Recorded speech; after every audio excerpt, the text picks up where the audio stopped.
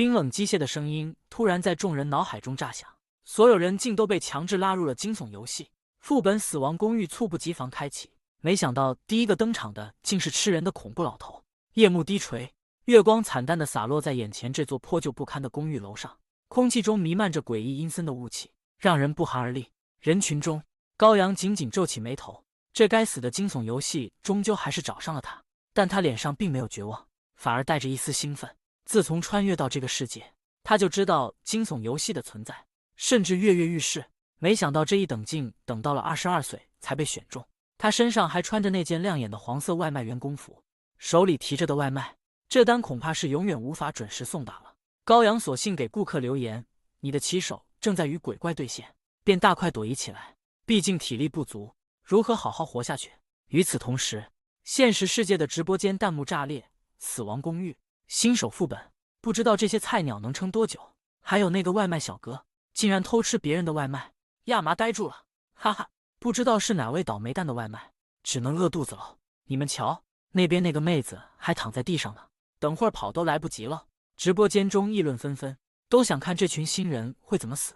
一声沙哑的嗓音瞬间打破了死寂，众人惊恐回望，只见破旧的保安厅里竟坐着一个干瘦如柴的老汉，他身上那件沾满泥土的黑布衣裳歪歪扭扭地写着一个留字。他干枯如树枝的左手轻轻放在桌上的本子上，周身散发着令人窒息的诡异。一个梳着油亮大背头的胖子谄媚地挤出人群，满脸堆笑地向老人跑去：“大爷您好，我是新来的，这儿有好房间吗？”老人停住了伸向抽屉的手，那张恐怖的脸容直勾勾盯着胖子，吓得他浑身悚然，瞬间汗流浃背。一个人来得正好，我饿了很久了。刘老汉阴森森地说道，一只手竟直接搭在了胖子的肩膀上。下一秒，只听刺啦一声，胖子的左手被活生生的撕下，鲜血瞬间溅得到处都是。胖子发出撕心裂肺的惨叫，众人吓得尖叫连连，纷纷后退，有的甚至当场吐了出来。胖子被吓得心神炸裂，痛得撕心裂肺，颤抖着身子慢慢往后退。刘老汉却毫不在意，拿着胖子的断臂，在后者惨叫声中张开大嘴，露出锯齿般锋利的黄牙，一口一口地撕咬起来。不一会儿，手臂被他吃得一干二净。老汉嘴角沾满鲜血，那张皱巴巴的脸上竟露出一丝狰狞的笑意，令人毛骨悚然。直播间里再次沸腾，这胖子真勇啊，敢跟刘大爷套近乎！你大爷还是你大爷，人狠话不多。刘老汉一步三晃地走进门卫厅，仿佛随时都会摔倒。可那血腥的一幕让众人心有余悸，没人敢靠近。他坐回椅子上，挂着血迹的牙齿在昏暗中泛着幽光，对众人笑道：“快点，拿完钥匙我好下班。我姓刘。”众人面面相觑，没人敢上前。高阳陷入沉思，老人没有直接攻击他们，却又让他们拿钥匙，话语中还一直带着数字。他姓刘。胖子上前被咬断一条手臂，莫非一个人去领钥匙会遭惩罚，却不至于死亡？这刘字的笔画是6画，如果需要6个人一起去领钥匙，那便意味着20人中将有2人会领不到钥匙，在公寓外落单，那无异于等死。突然，一名男人兴奋地大喊：“我知道了，大爷姓刘，6画，我们只要6个人一起去领就好了。”不少人听后纷纷点头。男人乘胜追击：“有没有和我一起的？先到先得。现在拿钥匙可以挑好房间。”很快，6人小组形成，他们走到老人身前：“刘大爷，我们来领钥匙。”老爷子没搭话，直接把6把钥匙扔桌上。6人拿起钥匙，兴高采烈地走进公寓。剩下的人开始议论纷纷：6个人一组，岂不是还有2人得死翘翘？这时，一个身着华丽西装的男人扯着嗓子大喊：“我是王氏集团继承人，谁跟我一起？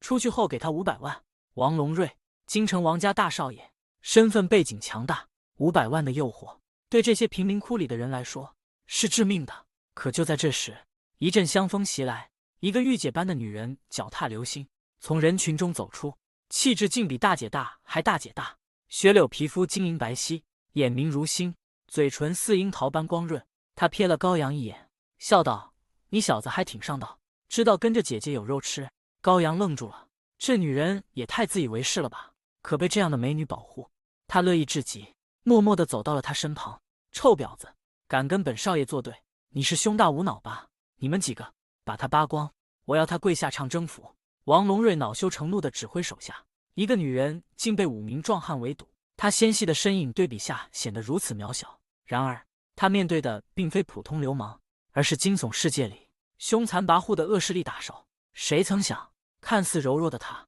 竟是隐藏战神，以1敌5，瞬间反杀，震碎了所有人的三观。就在高阳犹豫不决时，雪柳的身形已如闪电般冲出，他身手矫健，瞬间避开攻击。只见他身体灵活旋转，一记重拳精准猛击纹身男颈部，对方瞬间丧失战斗能力。紧接着，他巧妙闪避过刀疤男的袭击，高跟鞋狠狠踩下，只听一声惨叫划破夜空。黄毛更是倒霉，雪柳一脚踢中命根，直接让他摔倒在地动弹不得，瞬间失去反抗能力。这一切都发生在电光火石之间，高阳看得目瞪口呆，特别是最后那一脚，让他感觉下半身一阵寒意袭来。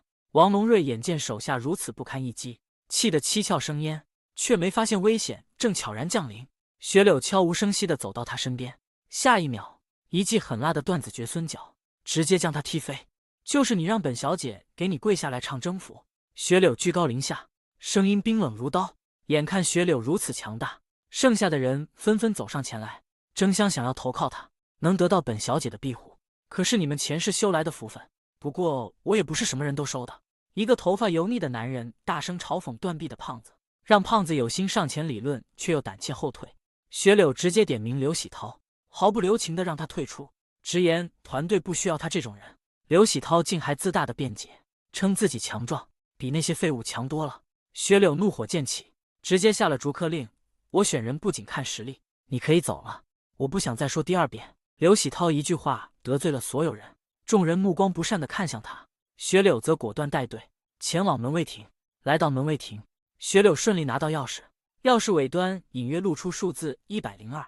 就在高阳默不作声跟在众人身后时，脑海中突然响起一道机械声：惊悚世界开启，最强情绪系统激活，新手礼包自动打开。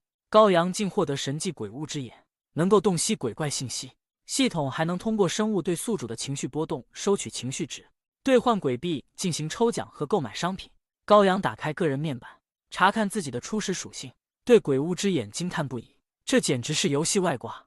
6人来到102房间，雪柳掏出钥匙轻轻一扭，房门应声而开，明黄灯泡在天花板上摇摇晃晃。房间内6张破旧木床整齐排列，铺着不堪的被褥，床对面一张长桌，简陋又压抑。系统提示再次响起：夜色已深，请尽早休息，切勿熬夜。高阳看了看时间，已是9点50。雪柳果断选择靠门的1号床，让眉心睡2号，高阳则径直躺在3号床。众人各自入睡。高阳看着窗外走廊闪烁不定的灯光，带着一丝不安，渐渐陷入梦乡。不知睡了多久，一阵急促的敲门声突然响起，将高阳惊醒。门外传来女子慌张的声音，她声称103房间有脏东西，室友已死，恳求众人让她过夜。雪柳早已醒来，却只是静静躺着。高阳则敏锐地察觉到女子的哀求中混杂着水滴声：让我进去吧，太可怕了，救救我，你们不能见死不救啊！绝望与恐惧从门外渗透进来，他甚至搬出了孩子，试图用母爱攻势击溃众人的心理防线。眉心心生怜悯，竟欲起身开门，高阳眼疾手快，一把将他拉住。高阳眼神示意眉心看向窗外，只见窗玻璃上倒映着一个五官扭曲、墨绿色眼睛的人影。高阳迅速捂住眉心的嘴巴，才没让他惊叫出声。眉心浑身颤抖，汗毛直竖，冷汗直流。高阳等到眉心情绪稍缓，才慢慢松开手，随后躺回原位。然而一股阴森之气悄然袭来，系统提示：来自水鬼的情绪值111。原来是他阻止了眉心开门，引起了水鬼的不满。气温骤降，呼吸困难，耳边的水滴声清晰可闻。高阳决定开启宝箱赌一把。就在高阳心跳加速之时，隔壁103房间的门突然打开，一道女声带着嘲讽传来：102的人都是胆小鬼，连开门都不敢，你来我们这过夜吧。求救的女人仿佛抓住了救命稻草，连声道谢。脚步声逐渐远去，随着脚步声远去，高阳身上的阴森之气逐渐消散，直到隔壁关门声响起，一切归于沉寂。然而这份平静并未持续多久，紧接着隔壁房间传来重物落地和令人毛骨悚然的咀嚼声。一夜的恐惧尚未消散，雪柳的呼唤却带来新的任务提示。虫子躲在盒子里，仿佛预示着今天的诡异开端。今天我们两个一起行动。雪柳清脆的声音打破了沉寂，瞬间决定了高阳的命运。眉心欲言又止，最终只能无奈的与旗舰组队。小队间的隐秘情绪在这一刻悄然萌芽。6人小队迈出房间，高阳无意间瞥向101房间，却被眼前地狱般的景象瞬间冻结。床上的被褥早已被鲜血浸透，触目惊心的血肉碎末与毛发骨渣组成了一幅令人作呕的画面。脚底传来软腻的触感，低头一看，竟然是一颗死不瞑目的眼球。高阳强忍恶心，不动声色地将眼球踢进屋里，希望眉心能从中吸取教训。紧随其后的眉心和旗舰也目睹了这恐怖一幕，眉心脸色煞白，情绪值瞬间飙升。而就在这时，右侧房间门打开，王龙瑞带着手下凶狠地瞪着众人，一场暗流涌动的对峙悄然展开。王龙瑞愤怒至极，内心却因撕裂的剧痛而强压冲动，情绪值暴涨，杀意几乎凝成实质。高阳略感意外，没想到刘喜涛竟然加入了王龙瑞的队伍，看来敌人势力正在悄然壮大。高阳决定避开冲突，与学柳转向左侧，将右边的危险地带留给了王龙瑞。来到112房间，学柳果断分工，他去卧室，把更广阔的客厅留给高阳。高阳欣然接受，踏入布满灰尘的客厅，开始了他的细致搜索。厨房橱柜里空空如也，尿急的生理需求却意外将高阳引向了卫生间。在解决个人问题后，高阳的目光被角落的老式洗衣机吸引，直觉告诉他这里必有蹊跷。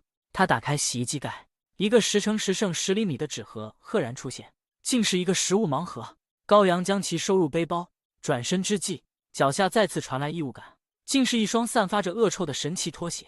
他屏住呼吸将其拾起，瞬间收起，然而手指上的余味却让他懊悔不已。回到客厅，高阳全神贯注地搜索，却浑然不知危险已悄然降临。一只冰冷的手突然拍上高阳的肩膀，一声甜腻的女声响起：“走吧，我们去搜下一间房。”高阳没有回头，正欲拒绝，却猛然察觉到身后声音的异样，一股寒意直冲天灵盖。他低头用余光扫视，一双血淋淋、毛发丛生的赤脚赫然立于身后，女生男生的巨大反差，瞬间让高阳毛骨悚然。危急关头，高阳猛地抽出拖鞋，狠狠抽在赤脚鬼脸上，拖鞋的威力竟将鬼怪瞬间击飞。刚从卧室跑出的雪柳目睹这惊人一幕，惊得目瞪口呆，完全没想到高阳竟有如此手段，还不赶紧跑！高阳厉声催促，一把拉起雪柳，两人跌跌撞撞冲出房间，赤脚鬼紧追不舍。眼看两人即将被追上，高阳再次出手，拖鞋又一次精准命中赤脚鬼的面门，情绪值再次暴涨。高阳与雪柳趁机躲进113房间，紧闭房门，暂时脱离了险境。高阳打开个人面板，鬼力为0的现实让他意识到提升实力的迫切性，他需要变强。宝箱界面赫然展开，黑铁、青铜、白银宝箱闪烁着诱人的光芒。他决定先开启一次试水。恭喜宿主获得10点鬼力，第一次抽取竟直接获得了梦寐以求的鬼力。高阳的实力瞬间得到飞跃。趁热打铁，高阳继续抽取4次，然而接下来的奖励却让他哭笑不得。矿泉水、纸巾、黑丝。高阳看着这些五花八门的奖励，开始怀疑自己是不是中了反诈软件。高阳默默关闭了宝箱界面，看着背包里诡异的黑丝，心情复杂。雪柳酥胸起伏，额头汗珠浸湿发丝，脸上泛着运动后的红晕，微张的嘴唇发出轻微喘息，一股异味突然钻入鼻腔。雪柳秀眉微蹙，用手捂住鼻梁，好奇地看向高阳。高阳不动声色地将右手背到身后，强行转移话题：“先找东西吧。”雪柳虽心有疑惑，但还是点点头，转身走向客厅。这次你去卧室。高阳走进卧室，一张堆满布娃娃的双人床映入眼帘，诡异感扑面而来。他掀开被子，一个手掌大小的破布娃娃赫然出现，这竟是一个能引来鬼怪的布偶。这哪里是请鬼约会，分明是请鬼吃饭。高阳将布偶收起，内心警铃大作，拉开衣柜，里面塞满了3口之家的衣物。高阳将衣服搬开，一个熟悉的纸盒再次出现，鬼怪盲盒，里面藏着一只弹簧鬼。恐怖游戏的残酷再次显露，惊喜与惊吓并存。高阳收起盲盒，继续搜索无果，走出卧室，却发现雪柳脸上带着淡淡的笑容。似乎有所收获。一声尖锐的哀嚎骤然划破寂静的走廊，所有人心脏骤停。紧接着，116房间内传来令人毛骨悚然的咀嚼声，血肉碎末尽四处飞溅。原来一只恐怖的恶鬼正背对着众人大快朵颐。高阳和雪柳闻声冲出屋子，只见房门大敞的112房间内空无一物，之前的鬼怪已然消失无踪。他们顺着凄厉的叫声来到116房间门口，却见一只青灰色、身形瘦弱的恶鬼正跪在地上，发出嘎吱嘎吱的咀嚼声，周围血肉碎末横飞。齐剑颤抖着声音认出，那被啃食的竟是同伴冉杰，而另一同伴庄文轩却不知所踪。雪柳果断下令，活要见人，死要见尸。他要进入房间寻找庄文轩，哪怕鬼怪就在眼前。一旁的王龙瑞却抱着膀子看热闹，语气嘲讽，直言雪柳胸大无脑，拉人送死。雪柳猛地回头，凌厉的眼神直射王龙瑞，一句伤好了，让王龙瑞气得直咬牙。高阳先前2次击退鬼怪的实力让雪柳心中有数，他向高阳提出请求，希望他能协助自己。高阳虽然觉得独自便能解决这只弱爆了的恶鬼，但面对雪柳的请求，他还是点了点头，决定分工合作。雪柳抄起平底锅就冲了进去，势大力沉地朝着恶鬼脑袋砸去，伴随着砰咚2声巨响，恶鬼被打得倒飞出去，狠狠撞在墙上。高阳趁机冲向卧室，他猛拧门把手，却发现卧室门紧闭。他焦急地呼喊庄文轩，却得不到回应。终于，卧室门缓缓打开，庄文轩脸色苍白，浑身哆嗦着现身，眼中充满极度的恐惧。高阳一把抓住吓得魂不守舍的庄文轩，转身就往外跑。雪柳见2人脱险，也迅速撤回，不再与恶鬼纠缠。恶鬼追到门口，却被一堵无形的墙壁死死挡住，只能发出愤怒的嘶吼，眼睁睁看着猎物逃走。被救出的庄文轩依然魂不守舍，他喘着粗气，揉着脸颊，惊魂未定地讲述着刚刚的一切。原来他本想叫冉杰一起离开，但冉杰坚持要继续搜寻。就在这时，客厅突然出现鬼怪，鬼怪向他扑来，他急忙躲进卧室。而冉杰、庄文轩说到这里，终于忍不住失声痛哭。雪柳派梅心和齐剑将情绪崩溃的庄文轩送回宿舍，然后转向高阳，询问他是否继续搜寻。高阳转过身，毫不犹豫地继续向前走去。看来他已经摸清了鬼怪的行动规律。到了傍晚，高阳和雪柳将剩下的所有屋子都搜了个遍，只要在房间待的时间不超过10分钟，便安然无恙。回到宿舍，桌上摆满了8个食物盲盒，还有2个被高阳藏起来的鬼屋盲盒。雪柳开始分配，梅心3人各分1个，高阳3个，他自己2个，并让高阳优先挑选。高阳随手拿起离自己最近的3个盲盒，齐剑却不幸挑中了高阳最先寻找、味道不佳的食物盲盒。高阳选中的3个盲盒，竟有2个是味道平平却能填饱肚子的，还有1个香甜可口、能增强体力的极品。饥肠辘辘的众人拿到盲盒后，迫不及待地打开。高阳也打开一个普通盲盒，一团热气腾腾的糯米饭出现在他手中。唯有齐剑，他打开的罐头盖子一揭开，一股恶臭扑鼻而来。众人纷纷避之不及，齐剑赶紧盖好。齐剑央求高阳借他1个盲盒，承诺日后归还。高阳却忙着吞咽美食，直接拒绝，让他自己想办法。眼看齐剑还要再说些什么，善良的梅心开口了，他主动提出分给齐剑1半食物。夜幕降临，高阳独自一人离开了宿舍。他已摸清鬼屋的实力，决定主动出击，获取更多情绪值。他推开112房间的门，倚靠在墙上静静等待。不久，一团灰色烟雾从门内飘出，迅速凝聚成赤脚鬼的人形。啪！赤脚鬼刚一现身，就被高阳一记拖鞋狠狠拍飞。他有些懵，似乎没料到刚出来就挨了顿揍。还未等赤脚鬼站稳身子，一道黑影疾驰而至，他应声倒地，喉咙深处发出愤怒的咆哮。高阳觉得这样太慢了，他索性收起拖鞋，直接骑在赤脚鬼身上。砰！一声重击，赤脚鬼发出痛苦的吼声，拳头如暴雨般倾盆而下。赤脚鬼的吼声从愤怒变为疑惑，再变为无助的呜咽。高阳看着不断飙升的情绪值，打得愈发兴奋，简直无法自拔。直到情绪值越来越低，高阳才停下手，低声嘲讽道：“没用的东西，这么快就不行了？”赤脚鬼眼中闪过一道微弱的亮光，以为高阳终于要放过他了，没想到，啪！高阳又是一记拖鞋，狠狠拍在赤脚鬼的脸上。将他眼中最后的光芒彻底拍碎，情绪值瞬间飙升至199。原来他还有最后一滴。高阳转身走向下一个房间，仿佛刚刚的暴行只是微不足道的小事。惊悚直播间里，观众们早已沸腾，弹幕疯狂刷屏，议论着高阳的异常举动。有人质疑，有人震惊，惊叹高阳打鬼的狠辣，也有人直言鬼怪吃人的时候，怎不见有人劝他不要太过分，就该狠狠的打，鬼怪都该被消灭。观众们的情绪被高阳的暴力美学彻底点燃，对他的后续行动充满期待。在死寂的公寓里，他苦寻鬼怪却一无所获，心中满是疑惑。然而，一个西装革履的男人突然出现，手中竟紧握着他的性命。更没想到，这只是他被迫卷入更高层诡异阴谋的开始。高阳在第8个房间耐心等了足足半小时，可鬼怪却像是凭空消失了一般，让他一无所获。他看着时间，自言自语的吐槽，可话音未落，他竟将一只拖鞋猛地朝身后甩去。没等他反应，一只冰冷的手竟紧紧握住了高阳的手腕，那蚀骨的寒意让他瞬间明白，这绝非人类所为。有趣，能轻松打败游魂的新人。高剑锋语气中带着一丝玩味，却又杀气腾腾。胆敢袭击上司，我可以立即将你抹杀。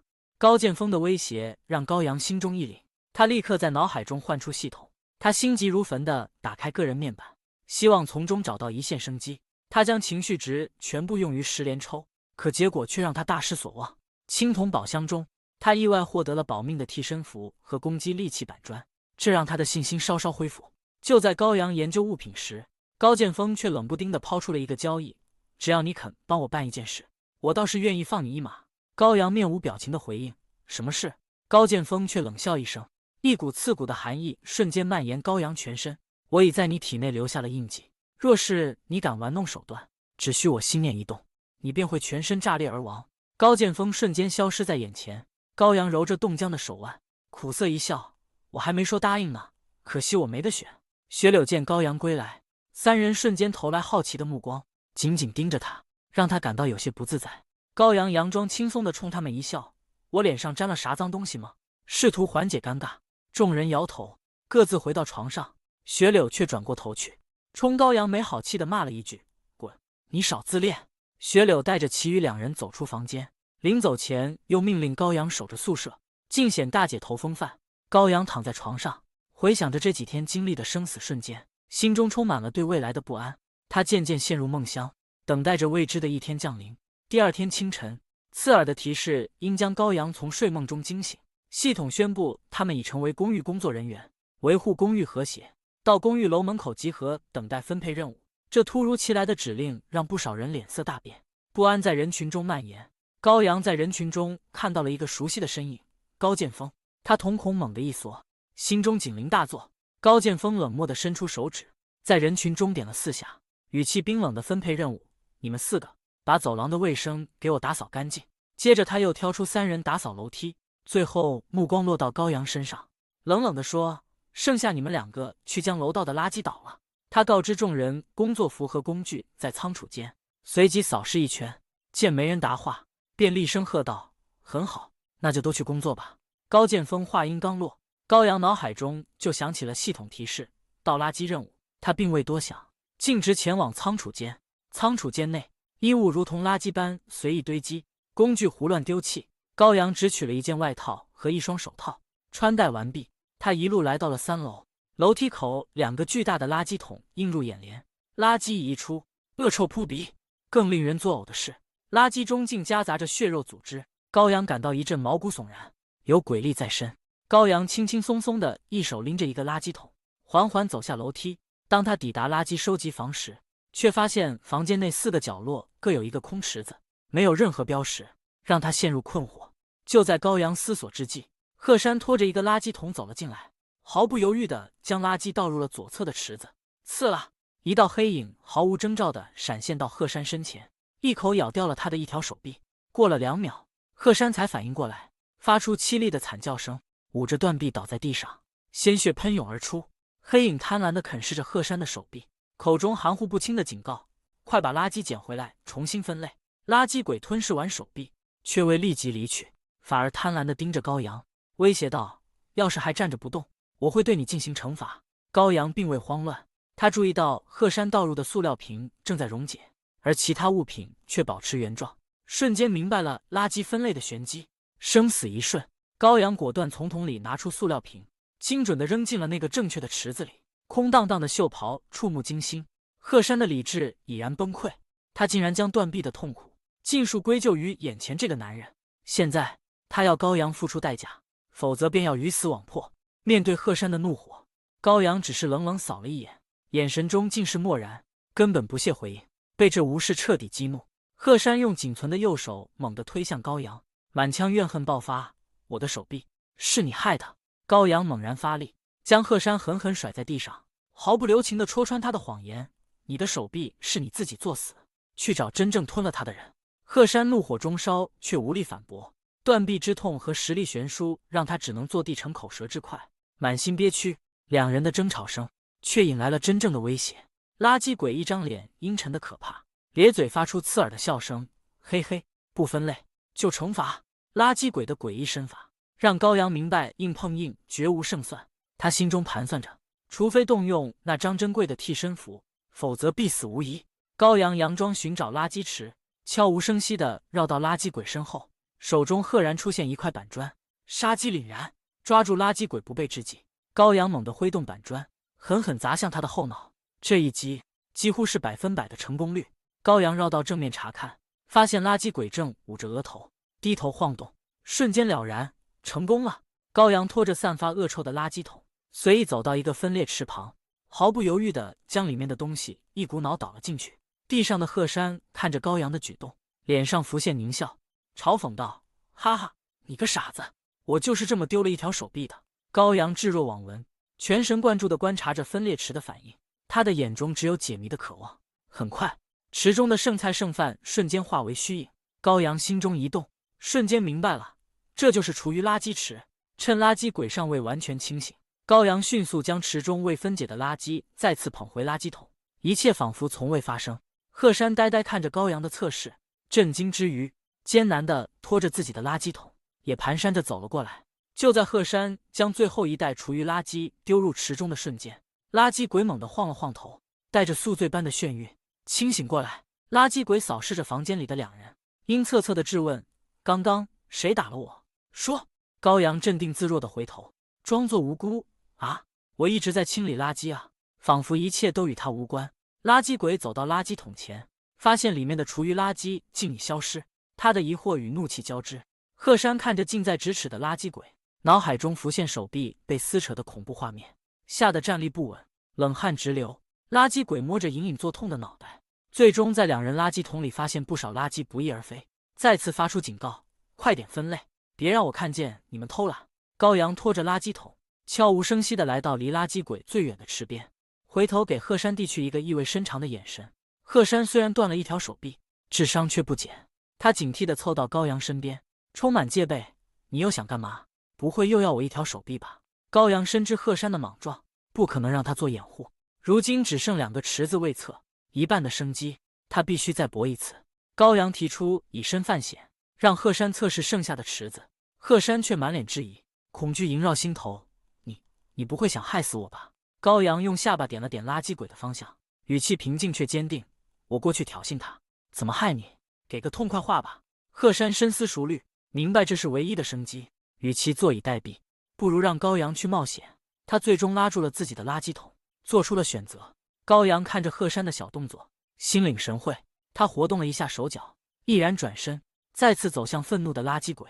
高阳手中赫然又出现了那块板砖，他毫不犹豫地将其亮出，直指垃圾鬼，引爆了对方的怒火。鹤山眼见垃圾鬼的注意力被彻底吸引，深吸一口气，用仅剩的一只手猛地提起垃圾桶，将所有垃圾倾泻而下，餐具和衣物瞬间溶解，只剩下电池等有害物质。鹤山眼疾手快，急忙将剩余的垃圾捞出，心跳如鼓。高阳见鹤山已完成分类，连忙高喊：“帮我！”他将自己的生死寄托在了这个自私的伙伴身上。然而，鹤山心中却涌起一股报复的快感。他冷哼一声，将最后的有害垃圾丢入池中，清理完自己的垃圾。当确定池中之物彻底分解后，鹤山得意的冷笑一声，头也不回的撒腿就跑，将高阳彻底抛弃。高阳眼睁睁看着鹤山的背叛，心如死灰。他明白，此刻的自己已然是送上砧板的鱼肉，必死无疑。绝望之中，高阳唯一能做的就是打开面板，拿出那张保命的替身符。他坚信，没有他，自己将死无全尸，下场凄惨。替身符瞬间启动，代替高阳冲向最后一个分裂池，将剩余的垃圾全部倒入，完成了最后的分类。随着垃圾分类完成，垃圾鬼猛地冲到垃圾桶前，仔细检查，确保桶内空空如也。当确认所有任务完成，他发出一声不甘的嚎叫，随后不甘心的凭空消失，如同从未出现。此时此刻，直播间的信息疯狂滚屏，无数观众目睹了这惊心动魄的一切，心中的震撼久久无法平息。万万没想到，鹤山为了任务竟会狠心抛弃同伴。直播间观众瞬间炸开了锅，声讨他背信弃义，是要给他教训。谁能想到高阳接下来会遭遇更诡异的困境，步步惊心。此刻的高阳站在垃圾间门口，回想起鹤山的冷酷无情，他心头一凛，猛然意识到这不寻常的背叛或许是更高级别任务的推手。他猜测鹤山可能接到了淘汰同伴的指令，否则绝不可能将他置于险境。这公寓里的每个人都如履薄冰，性命攸关。当高阳小心翼翼地来到4楼，一股浓烈的腐臭味扑面而来，入目之处皆是散落的垃圾袋，气氛瞬间凝固。只见一个佝偻的老人正鬼鬼祟祟地站在垃圾桶旁，仿佛在寻觅着什么。高阳的心提到了嗓子眼，汗毛直立。高阳硬着头皮上前，故作轻松地提醒老人让开。殊不知接下来看到的景象将彻底颠覆他的认知，让他作呕。老人猛地转过头，那张脸瞬间让高阳肝胆俱裂，他的嘴巴里竟然塞满了恶心的垃圾，正咀嚼得津津有味，发出令人不适的声响。尽管心中充满恐惧，高阳却不能退缩，因为高剑锋的任务绝不允许他遗漏任何一层垃圾桶，任务完成才是硬道理。他再次鼓起勇气，恳求老人让开，却没想到这番举动彻底激怒了眼前这个吃垃圾的怪物。老人恶狠狠地瞪着他，张开那张塞满垃圾的嘴，发出警告：我警告你，要是你多管闲事，我就吃了你。话音刚落，老人竟直接挖起一大块垃圾塞进嘴里，津津有味地咀嚼起来。高阳的胃部再次翻江倒海，几乎要呕吐。深知这些鬼怪从不食言，高阳只能无奈后退。他知道自己若不听劝，此刻的下场将不堪设想，必死无疑。高阳扫视着散乱的垃圾，忽然灵光一闪，他想起来了，自己的任务仅仅是倒垃圾，而打扫垃圾另有其人，这才是关键所在。为了不浪费时间，高阳决定先去寻找负责楼梯间卫生的那个人。眼前的老人就是他最大的阻碍，不能正面冲突。正当高剑锋巡视公寓，对所有勤劳的人露出满意笑容时，一道空手而过的身影却瞬间吸引了他的视线，气氛骤然紧张。等等，你的事情做完了吗？高剑锋冷漠的声音在身后响起。高阳的心猛地一沉，仿佛被无形的手扼住。高阳赶忙上前解释，将4楼老人的情况和盘托出，以为这理所当然的客观因素能为自己争取一线生机，获得理解。然而高剑锋的脸上却没有任何波澜，只是冷漠地反问：这就是你不做卫生的理由吗？一句话让高阳如坠冰窟，心凉半截。他呆立在原地，心头万分委屈。难道要他冒着生命危险去跟那个能吞噬活人的怪物抢垃圾桶吗？下午6点，没有完成任务的人都会受到惩罚。高剑锋冰冷的话语犹如宣判，彻底击碎了高阳的希望，将他推向深渊。绝望之下，高阳只能硬着头皮一层层地寻找负责打扫楼梯间的人。时间一分一秒的流逝，他的心头压力巨大，如坐针毡。就在高阳心急如焚之时，楼梯间突然传来一阵玩闹声。他循声望去，竟发现了2个蹲在地上的小孩，让他诧异。原来这竟是公寓里的小孩鬼，他们人畜无害，却拥有百事通的能力，知晓公寓里的一切信息，让他惊喜。高阳瞬间看到了希望的曙光，他满脸堆笑地凑上前，急切地询问同伴的下落，语气带着一丝讨好。可小孩鬼却对他置若罔闻，如同未通过某种暗号般，让他一头雾水，心中焦急万分。高阳瞬间醒悟，这些小孩鬼最渴望的不就是那些人间美食吗？他脸上浮现出狡黠的笑容，他毫不犹豫地从其他房间里偷来了一袋薯片，再次回到小孩鬼面前，是要撬开他们的嘴。果然，小孩鬼的眼睛瞬间直勾勾地盯着薯片，口水都快流了下来。奈何他们毫无攻击之力，只能干巴巴地看着。高阳故意将薯片放在他们能轻易够到的地方，语气充满诱惑地询问：“打扫楼梯的人到底在哪里？”小海鬼再也按捺不住，拽住薯片一角，迫不及待地回答：“打扫楼梯的人在6楼打扫，短时间不会离开。刚刚才从4楼下来。”没想到2楼的小海鬼却邪魅一笑，害得高阳又不得不重返4楼。他根本不知道自己已经落入了一场精心设计的骗局。高阳再次回到熟悉的4楼，却发现老人依旧伫立在垃圾桶旁，双手不断在腐臭的垃圾中翻找。他心中警铃大作，生怕自己一个不慎就会成为饥饿老人的盘中餐。高阳迅速离开4楼，顺着楼梯向上攀爬，直到踏上5楼台阶，四周瞬间陷入一片可怖的漆黑。伸手不见五指的黑暗让高阳心生疑惑，打扫卫生的人怎么可能在这种地方工作？正当高阳心生怀疑，一声稚嫩的呼唤却直击他的灵魂：“哥哥，来陪暖暖捉迷藏啊！”嘿嘿，在如此低可见度的环境下，高阳深知未知才是最恐怖的。他被迫取出道具鬼物之眼，瞬间犹如被太阳灼烧一般，5楼和6楼瞬间被强烈的光芒照亮，一切黑暗无所遁形。就在光芒照亮之际，那股令人头皮发麻的笑声再次响起：“哥哥藏好了吗？暖暖要来了。”高阳故作镇定，轻咳2声，决定用大人的口吻来教训这个小鬼怪：“你要是捉弄人，妈妈可就不会喜欢你了。”高阳严肃地警告暖暖，试图利用孩子对母亲的依赖。提及妈妈，暖暖瞬间面露担忧，稚嫩的声音带着哭腔：“暖暖再也不敢了，暖暖不要妈妈不喜欢。”高阳心生一计，顺手从墙壁上扯下几张纸巾，熟练地折叠成一只可爱的小兔子。他将折好的小兔子递给暖暖，语气温柔地问道：“这个送给你，你帮哥哥一个忙好不好？”暖暖接过小兔子，满脸兴奋，稚嫩的声音充满感激：“哥哥送了暖暖小兔子，暖暖要帮哥哥一个忙。”高阳心中掠过一丝负罪感，但面对鬼怪，他很快便平息了这种情绪。高阳指向楼上，小心翼翼地问：“能不能带哥哥找6楼扫地的人啊？”暖暖却歪着头，满脸疑惑地回答：“扫地的人在2楼啊。”没等高阳反应过来，暖暖已经乖巧地在前面带路，直奔2楼。高阳这才恍然大悟，原来自己竟被2楼的小孩鬼戏耍了，还白白赔上了一袋薯片。呸！没一个好东西！高阳低声咒骂，幸好暖暖没有听到，不然又生误会。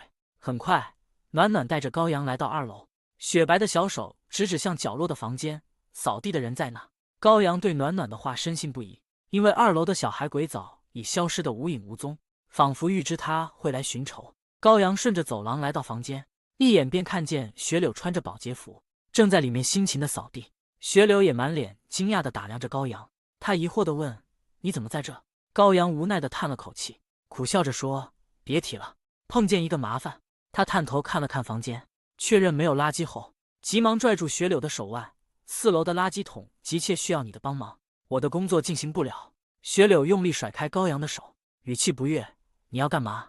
有事情就说啊，别动手动脚的。”他环顾四周，凑到高阳耳边低语：“我必须按照顺序打扫，现在才刚到2楼，3楼还没开始。”高阳心头一沉，若是等到雪柳清理到4楼，恐怕自己的小命早已不保。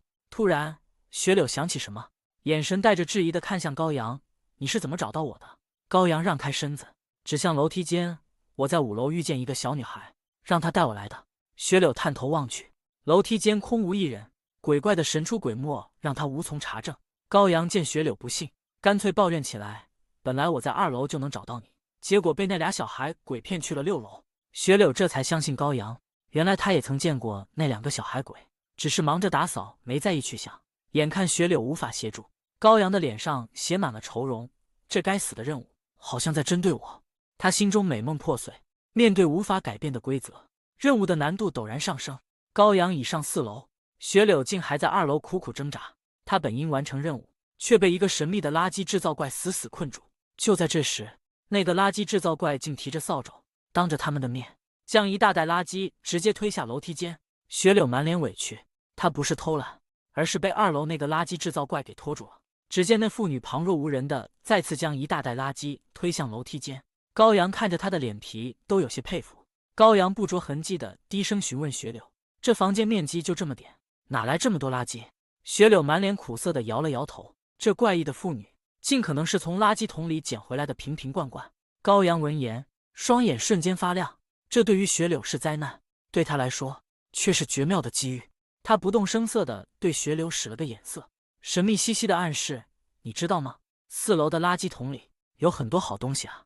雪柳先是一愣，随即心领神会，配合的大声抱怨：“对啊，4楼有特别多垃圾，可惜我没机会去。”果然，妇女听到他们的话后，双眼一亮，悄悄地朝4楼方向走了上去。没有了他的阻碍，雪柳立即抓紧时间，以惊人的速度将2楼的垃圾全部清理干净。高阳看着雪柳准备上3楼，却玩味一笑，邀请道：“不如我们到4楼垃圾桶看看。”雪柳听闻此言，心中好奇难耐，立刻答应了下来。两人迅速奔向4楼。刚到4楼，耳边便传来垃圾桶旁的吵闹声。高阳嘴角微勾，果然不出他所料，走到近前，只见那妇女和老人正死死拽着垃圾桶里的垃圾，互不相让，激烈争夺。雪柳看着高阳一副看好戏的样子，焦急催促：“你还不想想办法吗？任务快来不及了。”高阳轻笑一声，自信满满：“我当然有我的办法，你就在这看着。”他上前一看，原来两人争夺的并非宝贝，而是已经被分拣出来的可回收垃圾。老人和妇女各执一词，一个说这是自己的，一个说这是自己分类出来的，谁也说服不了谁。两人不约而同地看向高阳，仿佛将他当成了唯一的仲裁者，等待着他的判决。高阳接过垃圾袋，环视两人，高声宣布：“你们辛苦半天，我绝不会让你们白做。”他从垃圾桶里扯出一个空袋子，当着他们的面哗啦一声打开，所有人屏息以待。高阳将垃圾袋里的可回收物全部倒了出来，然后指着一堆垃圾对老人说：“这些是他辛苦分类的，给他，你没意见吧？”接着，高阳将那个空空的垃圾袋塞到老人手里，笑着说：“这个袋子他拿的，物归原主给你。”妇女心满意足地拿走所有可回收垃圾，兴高采烈地离开了4楼。老人提着空袋子，竟然也觉得高阳的分配天衣无缝，同样满意地离开了。雪柳目瞪口呆，万万没想到高阳竟能如此巧妙地糊弄住这两个固执的鬼。高阳站在雪柳身旁，得意一笑：“鬼的智商是有限的，稍微绕就迷糊了。”雪柳恍然大悟，连连点头。这次他真的学到了一招。突然，高阳看向手表，脸色大变，时间已到5点50，他猛地冲向垃圾桶，没时间聊天了。雪柳闻言也立刻惊醒，抓起扫帚，两人开始疯狂清理最后的垃圾。高阳拖着2个巨大的垃圾桶，一路狂奔至垃圾池，用最快速度进行分类丢弃。他亲眼看着所有垃圾分解，才拖着空桶走出房间。时间正好指向6点，高阳靠在墙壁上大口喘息，只差一点点，他的小命可就要没了。就在这时，楼下传来高剑锋洪亮而威严的声音：“所有人来3楼集合，我要检查你们的结果。”听到命令，各层楼都传来急促的脚步声，所有人都在奔向3楼。紧张的时刻即将来临，所有人都在逃避，唯独他主动找死。在这个鬼怪横行的公寓里，多一个任务就多一份危险。然而，他竟是为了找出真相，不惜以身犯险。高剑锋目光如炬，扫过每一个幸存者，宣布他们的工作完成情况非常不错，压抑的氛围才得以稍稍缓解。然而，刚从垃圾鬼手中逃过一劫的贺山，竟然主动走出队伍，满脸谄笑地向高剑锋索要奖励。高剑锋对贺山的无礼置若罔闻，所有人都在替他捏一把冷汗，生怕他下一秒就会变成下一个无臂人。就在这时，一个所有人意想不到的举动发生了，高阳竟然追着高剑锋索要下一个任务。别胡说八道，你想死别害死我们！周围的人低声呵斥，警告他不要自寻死路。没想到高剑锋竟走上前，满意的拍了拍高阳的肩膀，赞许道：“有这么热爱工作的人，我很欣慰。”经过一番深思，高剑锋做出了一个让人既意外又松气的决定：其他人可以回去休息，而高阳将获得一个额外任务。正当其他人为自己逃过一劫而窃喜时，贺山却偷偷溜到高阳身边，讥讽道：“你说说你是不是傻？任何任务都可能要了半条命。”高阳听着贺山的嘲讽，内心却毫无波澜，因为他知道自己这样做是为了获取更多信息，一步步揭开公寓的秘密。高剑锋挥手示意解散，但高阳却执着地再次追问有没有新的任务，他的眼神充满了迫切。高剑锋审视片刻，留下了一句意味深长的话：“有任务，我会来找你的。”随后，他头也不回地离开了楼梯间。高剑锋一走，其他幸存者瞬间围了上来，对高阳进行口诛笔伐。贺山更是恶毒的推了一把：“为什么垃圾鬼没把你弄死？出来害人！”高阳听着贺山再次提起垃圾鬼，心头一紧，他想起了自己那张在危急时刻救命的替身符，却已在那次任务中消耗殆尽。贺山原本还想继续羞辱，但精疲力尽的幸存者们纷纷叫嚣着回宿舍，失去了观众的贺山也只能作罢。唯有学柳走上前，温柔地将手背贴在高阳额头，担忧地问道：“你是不是生病了？”高阳摇头，不愿说出自己渴望探索公寓真相的秘密，只是轻声劝学柳尽快回去休息。高阳返回宿舍，顺手打开个人面板，一行行数据清晰罗列：鬼力、技能、鬼物、情绪值。看着新增的300情绪值，高阳明白这是完成任务的奖励。这些数据是他在这诡异公寓中活下去的底气。窗外，公寓里此起彼伏的呼噜声证明了其他人的麻木，而高阳却坚信，只有吃透公寓的所有情况，才能保障自己的性命，甚至保护更多的人。为了不放过任何获取任务的机会，高阳毅然拉开了宿舍的门。他要主动出击，探索这栋诡异的公寓。他被困诡异公寓，每项任务都暗藏杀机，连收个物业费都让他心惊胆战，因为上一秒的简单就意味着下一秒的致命。如今新的任务降临，他能否活着走出这扇门？公寓最安静的时刻，高阳百无聊赖地躺在床上，静待着命运的审判。走廊死寂无声，他甚至不敢闭眼，生怕错过高剑锋即将送来的死亡通知。突然，高剑锋冰冷的声音划破寂静，带着命令式的口吻在门口赫然响起：“有新任务。”简短的4个字让高阳瞬间弹起，肾上腺素飙升。高剑锋将一张任务表格重重拍在桌上，任务内容竟然是催交3楼住户的物业费。得知任务看似简单，高阳心中警铃大作，直觉告诉他，这户人家绝不寻常。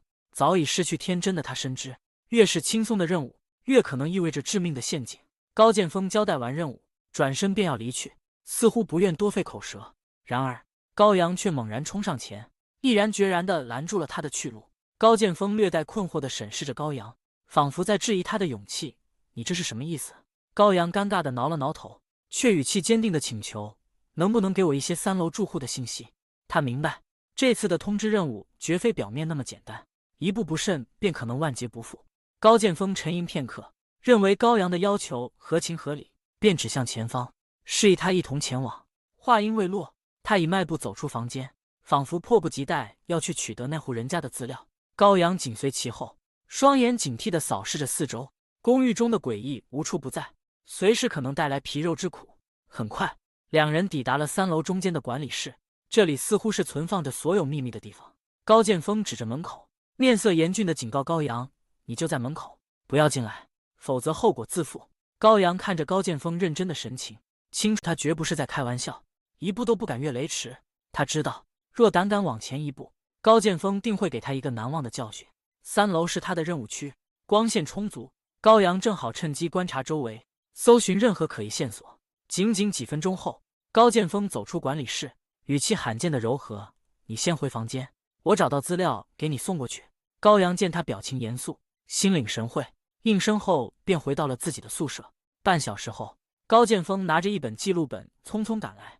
为了任务，他破例将资料送到高阳房间。他将其中一页单独撕下，放在高阳面前，催促道：“尽快通知，不要耽误。”虽然没有给出具体时限，但高阳心知，一旦延误，他将面临何种责罚。高剑锋话毕，头也不回地离开了宿舍区，留下高阳一人面对未知的挑战。高阳顺手打开表格，赫然发现住户信息竟是单亲妈妈，而且是新来的。他猛然联想到白天那个诡异的捉迷藏人物，这之间究竟有何关联？没有亲眼证实，他不敢妄下定论，只将资料小心翼翼地藏入衣服内。夜已深，宽敞的走廊空无一人，寂静得让人毛骨悚然。高阳行走期间，冷汗不断滴落，手无寸铁的他心中虚得发慌。抽取一次黑铁宝箱，他决定孤注一掷，从宝箱中寻求生机。扣除100情绪值，一声提示，他仅剩200情绪值。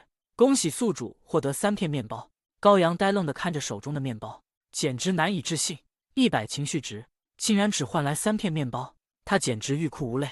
他心想，一定是这里的风水不好，必须换个地方试试手气。高阳来到楼梯口，深吸一口气，祈祷着这次能带来好运。抽取一次黑铁宝箱。他再次下令，扣除了最后100情绪值。恭喜宿主获得鬼玩具一个。一个鬼物赫然出现，让高阳兴奋不已。果然换了地方就换了手气，他身上还剩下最后100情绪值。虽然本想留作火种，但这最后100情绪值仿佛在心头燃烧，诱惑着他再次尝试。他咬了咬牙，揉了揉脸，带着一丝破釜沉舟的兴奋，最终还是使用了抽奖。恭喜宿主获得物资包一个。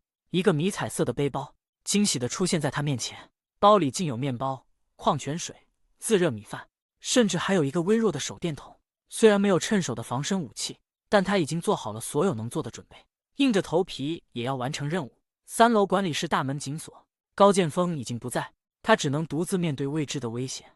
他按照资料上的信息，在3楼寂静的走廊里小心翼翼地移动着，两旁房间静得可怕，他生怕下一秒就有鬼怪破门而出。然而高阳从未后悔接下任务，因为只有完成更多任务，才能探知这公寓更深层的秘密。高阳发现身后有脚步声，在这种诡异公寓里，步步惊心。没想到跟踪他的竟是鹤山，他竟然妄想坐收渔利。更让他意外的是，公寓住户小倩竟是个吞噬恶鬼，正等着他自投罗网。高阳在阴森走廊中前行，警惕的目光来回扫视着。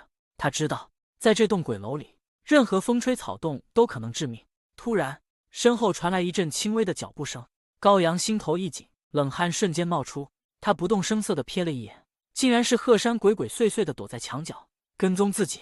他瞬间明白了鹤山的意图，这个贪婪的家伙竟是想偷偷跟在自己身后，坐收渔翁之利，妄图捡漏。想起白天鹤山将自己推向垃圾鬼的卑鄙行径，高阳心头的怒火瞬间被点燃。既然他想捡漏，那就让他看看这楼里的漏有多么致命。很快，高阳来到304房间门口，他再次核对任务资料，确认这就是目标。他深吸一口气，用力拍响了门。开门，收物业费的。仿佛等候多时，门后的人几乎秒开。一个面容清纯甜美的单亲妈妈小倩探出头来。当她看到门口只有高阳一人时，眼中闪过一丝难以抑制的兴奋。她的资料瞬间浮现在高阳眼前：吞噬恶鬼，鬼力1600。高阳瞬间明白了自己面对的是何等凶险。小倩歪着头，露出一个令人心颤的笑容，魅惑地让开一条路。外面冷，进来坐坐吧。高阳怎会不知他打着什么主意？他没有丝毫犹豫，开门见山：我这次就是来收物业费的。见高阳软硬不吃，小倩故作生气地跺了跺脚，声音娇嗔：你不进来，我就不给你物业费。高阳无奈地摇头，语气坚决：我没有权利进住户的房子，你不交，只有请你搬走了。没想到，当听到搬走2字，小倩的甜美伪装瞬间被撕裂。她一个箭步，猛地窜到高阳面前，气息喷薄。就在这千钧一发之际，鹤山突然出现在走廊另一端。他贪婪地看着小倩，忍不住吞了吞口水。这么好的任务，早知道老子就接了。小倩的身体不断在高阳身边缠绕，鼻子在他身上不停嗅闻，就像饥饿的野兽闻到猎物的气息。他对高阳抛了一个媚眼，声音酥麻入骨：家里没人，跟我进来吧，物业费都是你的。高阳却不为所动，他满脸怒意：不给物业费就老老实实搬出去，我不跟你废话。他毫不留恋地转身，朝着走廊尽头走去，嘴里还骂骂咧咧，仿佛真的放弃了任务。鹤山见高阳走远，以为机会来了，赶忙躲进隔间，避开高阳的视线，准备捡这个天大的便宜。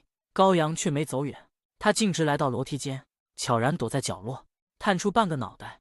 果然，鹤山这个省油的灯再次出现了。鹤山以为高阳真的走了，他整理了一下残缺的手臂，满心欢喜地走向304房间。小倩见有新肉送上门来，惊喜不已。鹤山则完全沉沦于他的魅惑，迫不及待地敲响了门。高阳远远听着鹤山竟然用自己的说辞去收物业费，忍不住呸了一声：居然偷听我的任务，没见过这么不要脸的人。小倩看着鹤山，露出更具诱惑的笑容：只要你进来，我就把你放在心里，物业费要多少有多少。鹤山早已被迷得神魂颠倒，他故作严肃地点了点头，迫不及待地走进了小倩的房间。高阳看着鹤山真的踏入虎口，冷笑一声：这一次你要是能出来，就要去烧高香了。他坚信小倩对自己的嗅闻就是对食物的渴望，鹤山进去十有八九会变成餐桌上的美味。突然，高阳的眼神一凝，他猛地一拍大腿：不对啊，那我的任务怎么办？他苦恼地坐在楼梯上，任务是催收物业费，但他绝不可能像鹤山那样自投罗网，可又想不出一个两全其美的办法。就在这时，楼梯口传来一阵诡异的欢笑声，打破了寂静。高阳猛地起身，警惕地看向声音来源。这个时间点，能在这里发出笑声的，绝不可能是人。当他看清楼梯中间那个熟悉的小身影时，高阳的火气瞬间冲上脑门。他怒气冲冲地朝着小男孩走去，语气冰冷，带着无法抑制的怒火。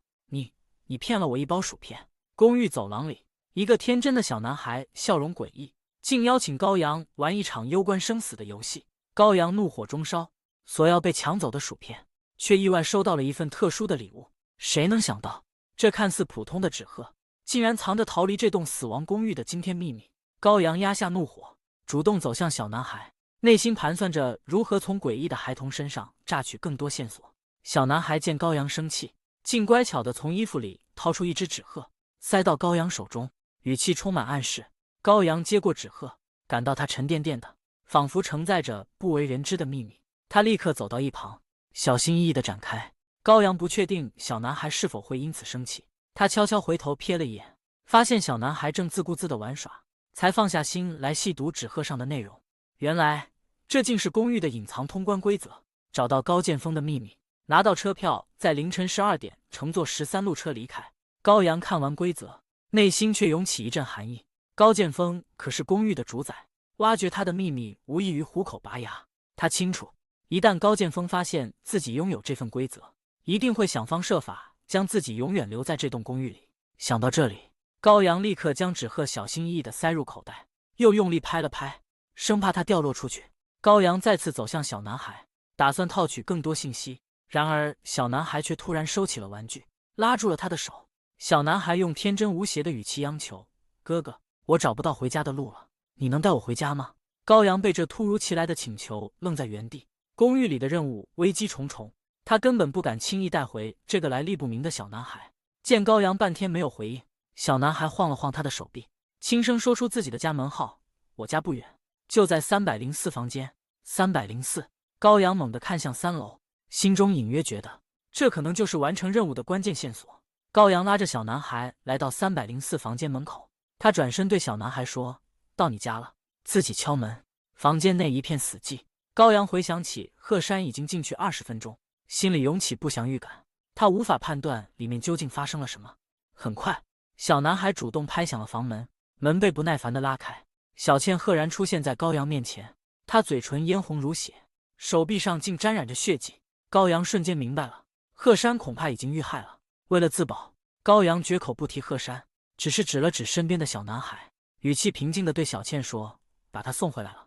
小男孩突然紧紧抱住高阳的大腿，对着小倩天真地喊道：妈妈，我很喜欢他。高阳听闻此言，只觉得后背一阵发凉，这个凭空而来的喜欢让他感到自己随时可能丧命于此。小倩看着小男孩的笑容，走到他面前，轻拍他的脑袋，语气阴森地说：那妈妈就不为难他，让他把任务做完，你说好不好啊？小男孩根本不懂任务的含义，只知道这样能让高阳一直陪他玩，便高兴地答应下来。小倩转身走回房间，却没关门。高阳通过门缝，赫然看到桌边散落着鹤山带血的衣物，房间里一片寂静，鹤山不知所踪。高阳心知肚明，如果鹤山还活着，一定会发出求救信号。现在他相信鹤山已经死了。仅仅1-2分钟后，小倩抱着一个箱子走出房间，放到高阳面前：你不是要物业费吗？高阳强挤出笑容，连忙伸出双手接过箱子，内心却早已明白箱子里究竟是何物。小倩眼神平静地指了指箱子，微笑着说：你要不要看看里面有没有少东西？我在这等你。高阳心知肚明，这箱子里的东西他绝不能看。他连连摇头，急切地表明信任，只想尽快离开这鬼地方。小倩目送高阳离去，却用阴森森的语气对他喊道：有空来这里坐坐，大门随时为你开。高阳听着小倩的言语，只觉得不寒而栗。他心想，自己要是再敢踏足此地，恐怕性命难保。好不容易拿到物业费，高阳不敢耽误一秒，立刻朝着高剑锋的办公室奔去。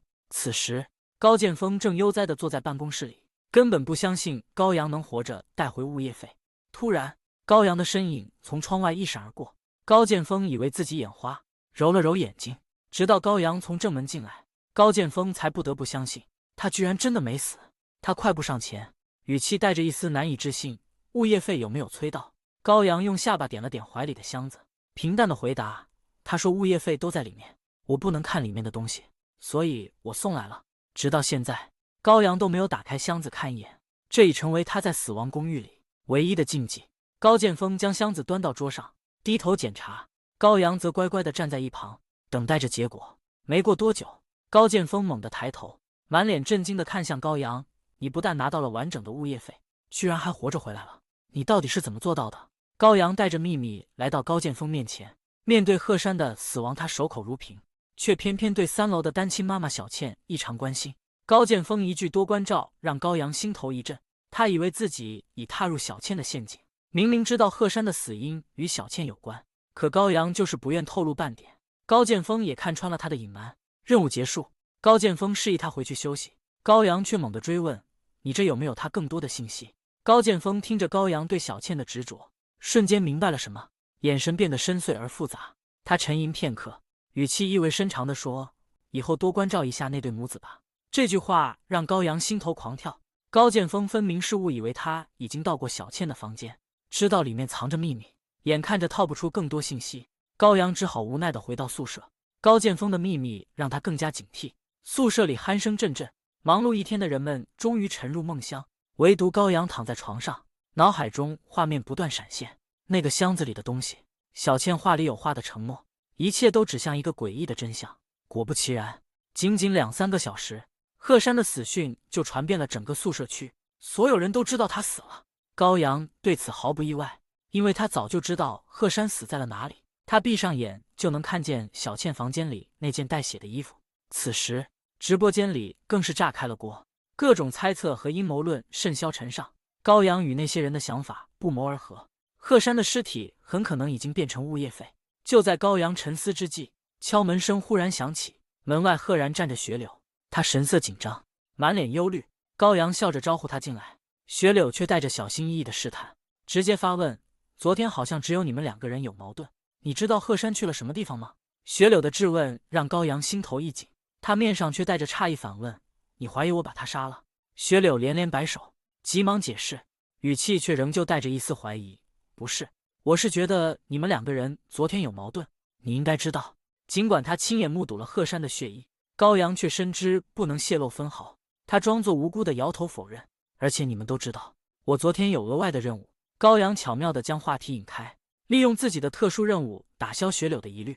雪柳果然被说服，他叹了口气，语气中充满无奈：“哎，看来贺山又惹祸了啊。”突然，雪柳想起什么，他坐到高阳身旁，语气神秘又急切地告诫：“对了，你要小心3楼的单亲妈妈。”听到3楼单亲妈妈，高阳立刻反问，这2个词触动了他内心深处的警觉。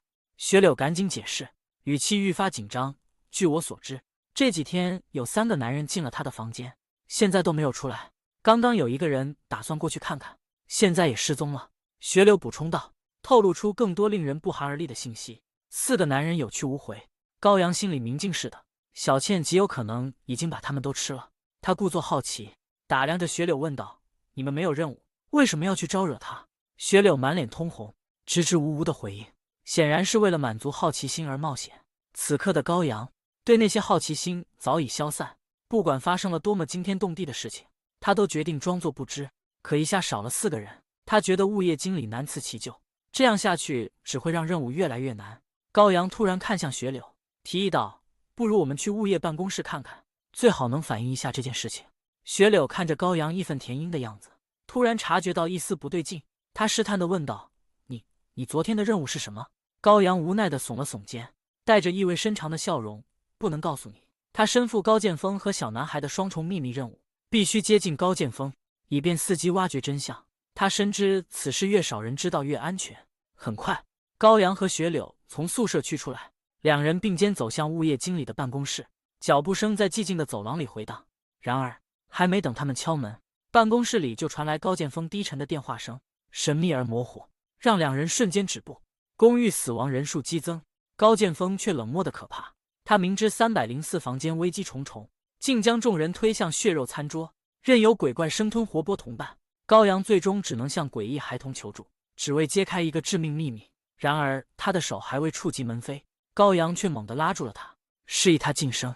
空气瞬间凝固，雪柳瞬间会意，乖顺地躲到了高阳身后。两人屏住呼吸，靠近那扇紧闭的办公室大门。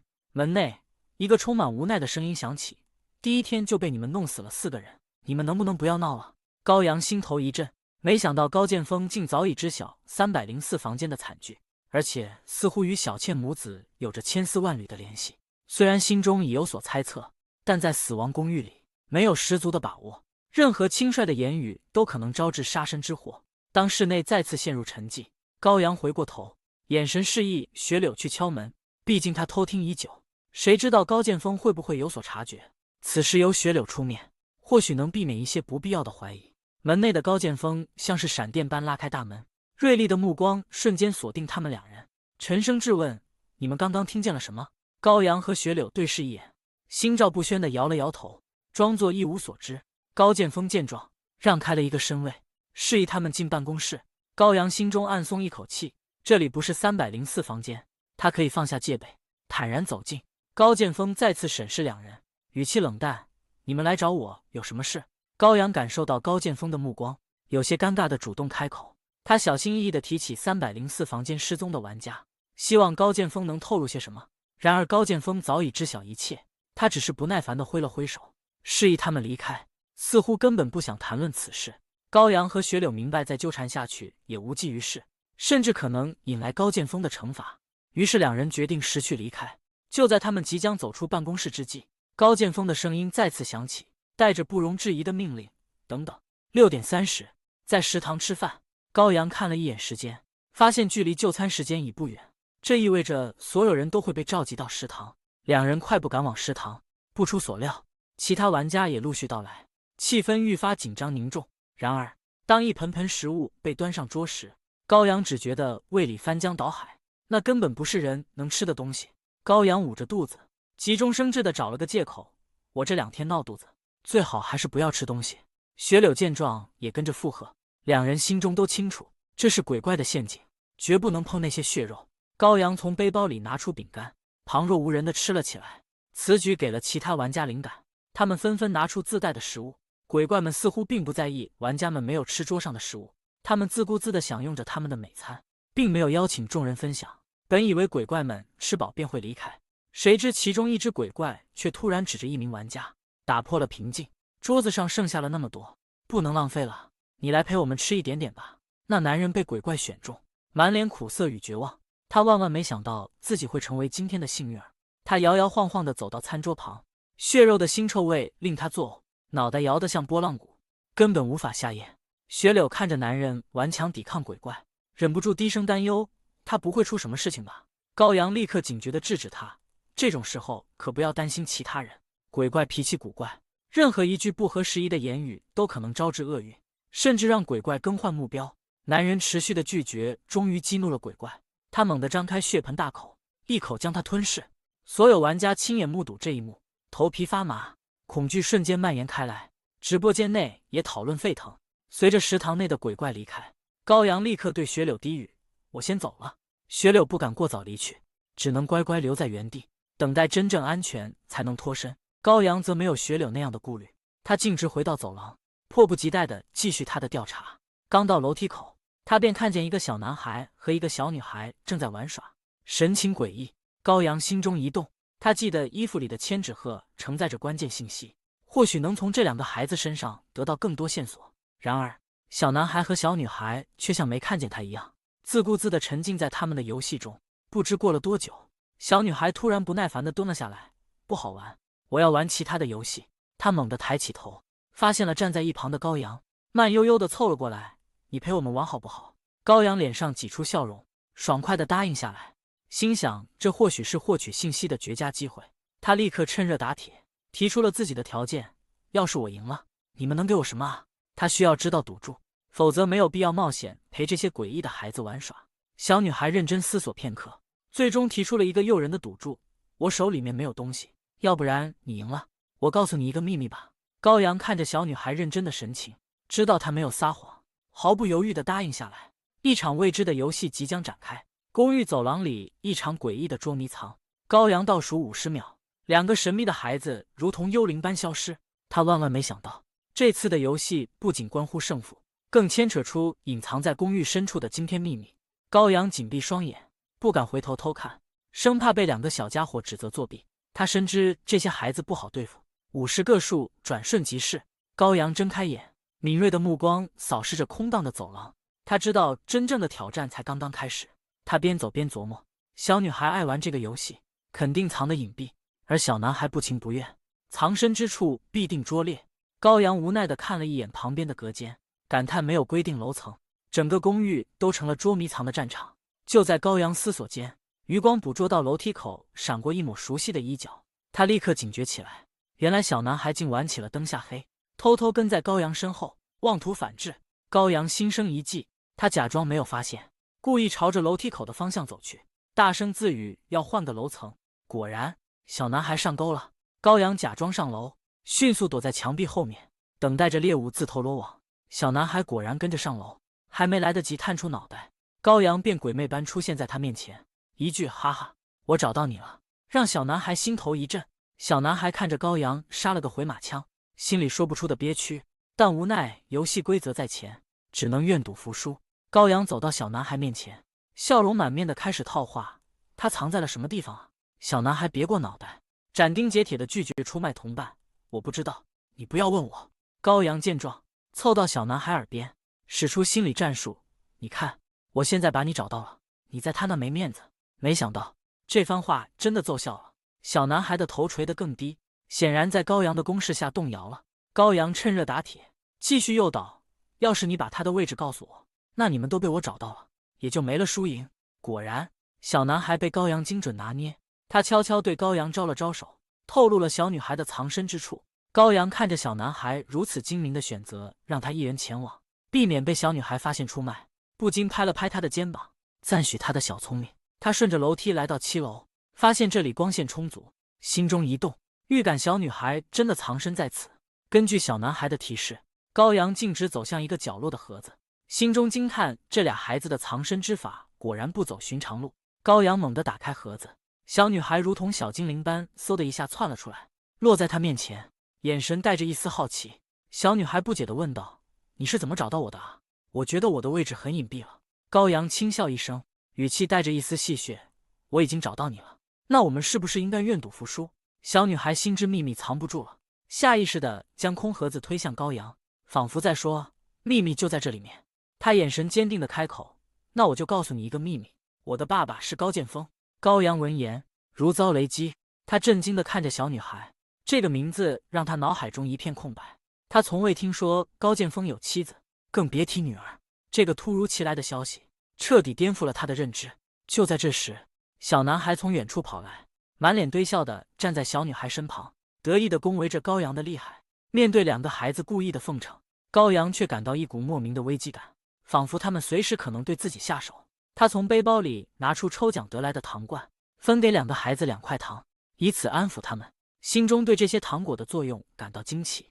拿到糖果的孩子们立刻兴高采烈地跑开，转眼间便消失在走廊尽头。高阳看着周围空无一人，立刻松了口气，火速返回宿舍，庆幸一路上没有遇到任何鬼怪。他刚在床铺坐下，宿舍门便被推开，刘喜涛靠在门边，急切地询问高阳的收获。高阳没有泄露半点信息，反而对刘喜涛递了个眼色，提议情报交换。刘喜涛看着高阳不信任的目光，内心挣扎，他犹豫着该不该开口。高阳一眼看穿刘喜涛的心思，轻描淡写的笑着说，要是你不愿意说，那就耗着。刘喜涛看着高阳满不在乎的样子，终于叹了口气，妥协道，我先告诉你，你一定要告诉我。高阳没有立即回应，只是静静地看着他，等待刘喜涛的秘密。刘喜涛看了一眼周围，凑到高阳面前，压低声音说出惊人的秘密，物业食堂里面有东西。短短一句话，却如一道闪电劈过。高阳只觉得一股寒意直冲脑门，冷汗瞬间层层而下，心底升起巨大疑惑。就在这紧张时刻，宿舍门被推开，另一个室友走了进来，他脸色铁青，神色异常。高阳察觉到室友的不对劲，连声呼喊，然而对方却没有丝毫回应，只是木讷地向前走着。室友竟然变成了游戏里的 NPC， 他那张恐怖的脸足以吓坏任何人。更惊悚的是，304房间那个吃人的地方，似乎也与某人有关。刘喜涛吓得几乎灵魂出窍，他紧紧挨着高阳，生怕那诡异的室友会突然出现。高阳看着他满脸的恐惧，竟还强忍着笑意安抚道：“别怕，他进来没动手就不会动手。”可刘喜涛突然想到了什么，眼神一变，语气急切地要求高阳共享信息，因为两人说好要互相交换秘密。高阳无奈地摇了摇头，终于透露出一个惊人秘密：304房间，那个吃人的房间，竟与高剑锋有着不为人知的关联。听到吃人房间304，刘喜涛全身颤抖，他再也无法忍受这种恐惧，匆忙打了个招呼便夺门而出。宿舍瞬间安静下来，高阳却在心底做了一个危险的决定：深夜，他要独自潜入食堂一探究竟。思绪万千，时间飞逝，转眼就到了深夜。高阳悄无声息地从宿舍摸了出来，走廊里死寂一片，只有他轻微的呼吸声。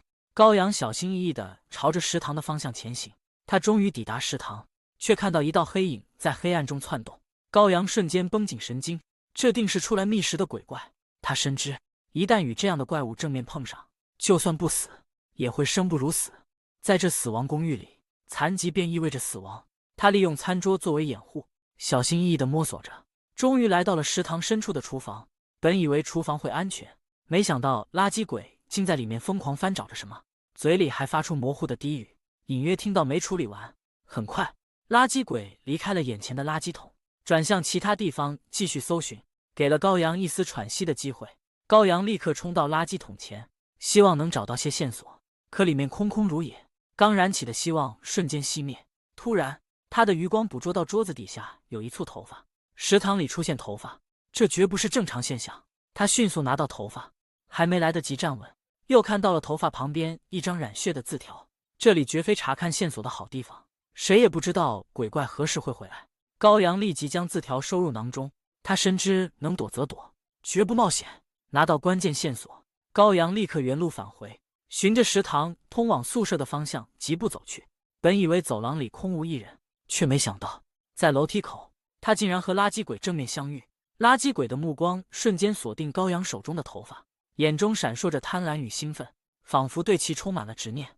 高阳看穿了鬼怪的意图，当机立断将头发抛到他面前。他不敢赌鬼怪的善良，垃圾鬼果然被头发吸引，他将头发放入口中细细咀嚼，随后竟满意地点了点头，并说出了一句令人震惊的话：“我要去找高剑锋。”高阳心头一震，高剑锋身上果然有秘密，他毫不犹豫地跟了上去，希望能够探得真相。没多久，垃圾鬼来到了高剑锋的办公室门前，而办公室里灯光依旧亮着，高剑锋竟还在里面。垃圾鬼根本不管里面是谁，对着紧闭的办公室大喊了几声，催促高剑锋出来。高剑锋终于从办公室里走了出来，高阳赶紧藏到墙后，屏息凝神，偷偷观察。垃圾鬼凑到高剑锋面前，低声说着什么。只见高剑锋的脸色越来越难看，一场风暴即将爆发。还没等高阳反应过来，高剑锋竟猛然出手，瞬间就将那凶残的垃圾鬼彻底击杀。目睹这血腥一幕，高阳惊恐万分，死死捂住嘴巴，生怕发出一点声音引来高剑锋的注意。高剑锋冰冷地扫视了一圈，确认走廊里再无旁人，才缓缓关上办公室的大门。高阳依旧不敢出来，他深知高剑锋的危险，绝不敢掉以轻心。果不其然，办公室门再次打开，高剑锋冲了出来，警惕地检查了两侧走廊。幸运的是，走廊空无一人，高剑锋才彻底放松下来。回到办公室，高阳心有余悸，如果刚才自己沉不住气，现在躺在地上的恐怕就是自己了。他耐心等待，直到彻底安静才敢出来。当他再次来到垃圾鬼倒下的地方，那里竟什么都没有，仿佛一切从未发生。高剑锋的实力着实深不可测。突然，办公室里传来电话铃声，高阳心头一紧，立刻凑到门边，偷听里面的动静。他深知，在这里撑死胆大的，饿死胆小的，他绝不想像白天那个幸运儿一样，不明不白的死去。很快，办公室里传来高剑锋的声音：“现在我把名单员工全部报一下，最近有不少员工死了，我们需要刷新一下名单库。”高阳震惊不已，竟然有这么多员工死去。他明白自己记不住名单，但仍不愿离开，希望能听到更多线索。他以为自己只是在完成一个普通任务，却意外发现这栋楼里藏着一桩惊天命案。原来房产管理人高剑锋竟和情妇合谋，残忍杀害了自己的妻子叶明秋，只为霸占他的财产。更没想到的是，高阳的命运从此与这桩命案紧密相连，他手里的是唯一的破局线索。在办公室门口偷听许久，高阳却一无所获。高剑锋没有吐露半点有用的信息。回到宿舍，他竟一眼看到舍友刘喜涛大咧咧地坐在自己的床上，气氛瞬间变得有些微妙。高阳径直走向刘喜涛，将那张血迹斑斑的纸条送到他面前，眼神带着一丝焦急：“你看看这个，上面写了什么？”高阳焦急追问，全然不顾纸条上那触目惊心的血迹。刘喜涛却不急着看，反而满脸好奇地追问纸条来源。他可不相信高阳会老实交代。高阳随便找了个借口敷衍，只想让刘喜涛赶紧解读纸条内容，因为这对他至关重要。见高阳打马虎眼，刘喜涛瞬间不乐意了。他瞪了一眼，摆明了要高阳拿出点报酬。刘喜涛露出死猪不怕开水烫的表情，无论高阳怎么劝说，他就是不肯念出纸条内容。无奈之下，高阳只好暗示他，其他人的手里也有隐藏任务。这瞬间让刘喜涛的表情严肃起来。你举个例子，我看看能不能相信你。刘喜涛依然谨慎，毕竟这里谎话连篇。高阳琢磨片刻，凑到刘喜涛身边，低语道：“我听过王龙瑞好像有淘汰同伴的任务。”得知王龙瑞的任务内容后，刘喜涛才相信高阳的话。他不是那种不讲承诺的人，立刻将纸条塞回高阳手中。这张纸条没有特殊的，就是一张离婚协议书。刘喜涛漫不经心地说出惊人真相：离婚协议书。高阳重复着，心中的困惑更深，完全不明白为何纸条会是这东西。刘喜涛看这里没自己的事了，指了指床位，有什么事情记得带信息来换，便转身离开。高阳无所谓的耸耸肩，背对着外面躺到床上。他手里的可不止一张纸条那么简单。他从隐蔽处拿出小女孩藏身的盒子，一个古怪的物件，预示着更深层的秘密。打开盒子，一本陈旧的日记本赫然出现。高阳明白，这里面的信息必然是海量的。他随手丢开盒子，小心翼翼地拿起日记本，渴望探寻其中的秘密。然而，就在他即将翻开日记本的一刹那，脑海中竟传来一个诡异的声音：“恭喜你，距离通关不远了，加油！”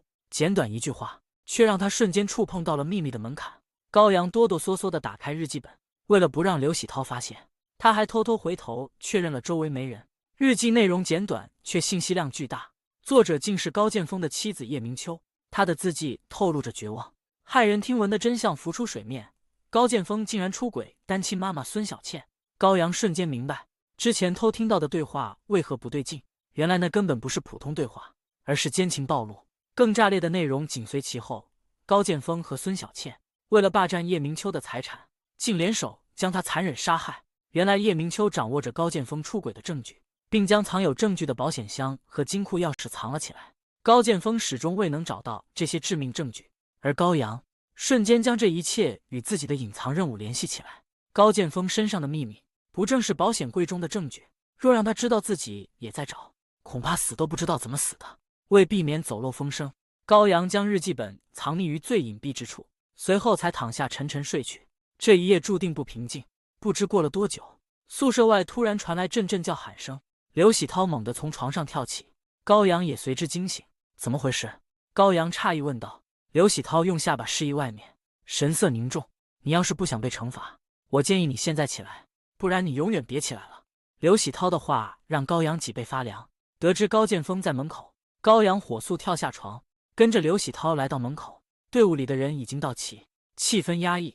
高剑锋目光扫过众人，冷冷宣布：“今天你们的任务是收物业费，接下来给你们分配楼层。”众人心头一紧，304吃人的传闻让他们闻风丧胆，谁都不想被分到3楼，那无疑是死路一条。唯独高阳神情自若，他心中有数，那个小男孩会成为他的护身符。果不其然，高剑锋走到高阳面前，语气严肃地命令道：“你去3楼。”刘喜涛立刻嘲讽出声：“3楼？幸运儿出现了！”语气中充满了幸灾乐祸和担忧。学柳紧张地看向高阳，焦急问道：“你怎么办啊？3楼啊？要不然我们找他说说情况。”高阳却无所谓地耸耸肩，满脸轻松：“没关系，3楼就3楼吧，反正我去过了，有小男孩这个护身符在，他坚信自己能在3楼横着走，无人能挡。”人群散去，高剑锋却单独叫走了高阳，他的脸上写满了神秘。高阳瞬间意识到，自己调查高剑锋的机会来了。两人走进办公室，一场不为人知的秘密交易即将开始。高剑锋扫了一眼门口，将声音压到最低，只让高阳去3楼304房间帮个忙，便算他通关。高阳故作犹豫，拍了拍额头，暗示高剑锋这份差事可不是白干的。高剑锋咬牙切齿，最终泄露了绝密，只要看见3楼的小男孩和小女孩在一起，他们就能帮上忙。高阳得知有解决麻烦的办法，脸上瞬间浮现一丝喜悦，立刻应承下来。离开办公室，高阳一边琢磨高剑锋的秘密，一边祈祷小男孩和小女孩能自己出现，不然又要费一番周折。就在他感到绝望之际，楼梯口突然传来一阵熟悉的欢笑声，仿佛是刻在骨子里一般。他赶忙循声而去，果然看见小男孩和小女孩在楼梯口玩得正欢。小女孩一眼发现高阳，指着他大喊他又来了。小男孩也回头望来，好奇地问今天有没有好玩的游戏。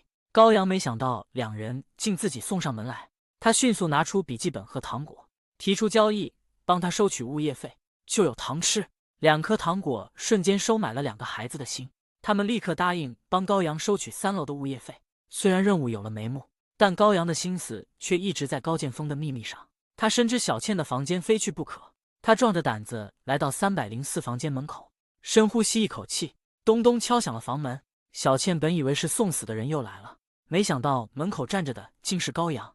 他对高阳抛了一个媚眼，低声诱惑道：“进来，物业费会给你的。”高阳警惕地越过他，一眼瞥见客厅凳子上堆满了旧衣服，心头一凛，这些怕都是失踪玩家的遗物。他稍微犹豫了一瞬，却终究迈步走进房间。